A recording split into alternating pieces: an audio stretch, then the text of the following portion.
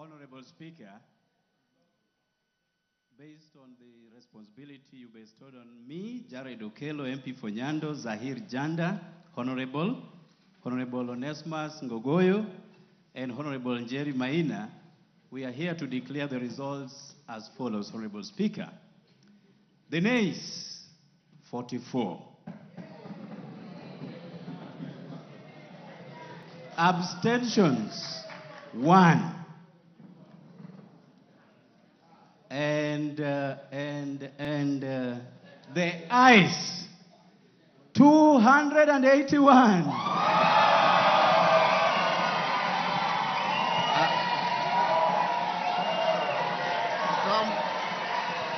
Come forward.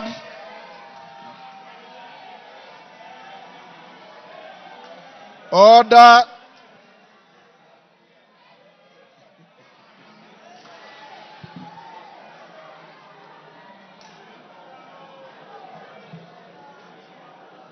Take your seats.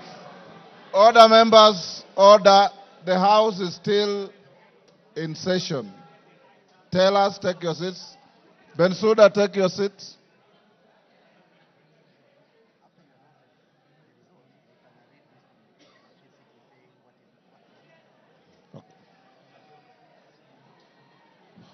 Order, members. Order. Members,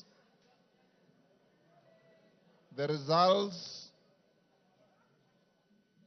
of the division on the motion are as follows. Abstentions, 1. The noes, 44.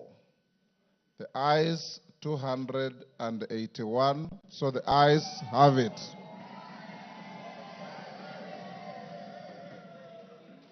And the results brought to the Speaker are duly signed by all the 4 nominated tellers. Honourable members, I have a short communication following that.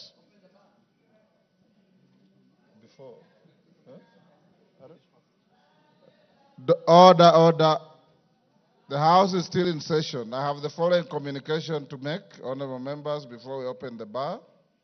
On the decision of the National Assembly, on the special motion on the proposed removal from office by impeachment of His Excellency Rigathi Gachagua, the Deputy President of the Republic of Kenya. Honourable members, as I had guided the House earlier in today's sitting, Article 145(2) of the Constitution sets a threshold of at least 2/3 of the members of the National Assembly to vote in support of a special motion for proposed removal by impeachment of the Deputy President of the Republic for the motion to be carried.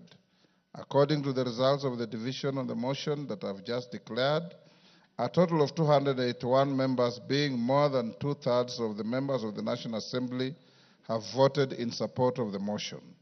Article 145(2)(a) of the Constitution provides that, I quote, if a motion under Clause 1 is supported by at least 2/3 of all members of the National Assembly, the Speaker shall inform the Speaker of the Senate of the resolution within 2 days. In this regard, I will proceed to discharge the singular duty placed on me by Article 145(2)(b) of the Constitution under which to notify the Speaker of the Senate of the resolution of the National Assembly. The clerk is directed to prepare the necessary documentations to accompany the resolution. The House will resume tomorrow, Wednesday, 9th October 2024, at 9:30 a.m. to resume with the regular business as scheduled by the House Business Committee. I thank you. Members, will you now be upstanding? Draw the bar. Draw the bar. Open the doors. Order, honourable members. Order. Order. Order, members. The House will now be adjourned until tomorrow, 9:30 a.m.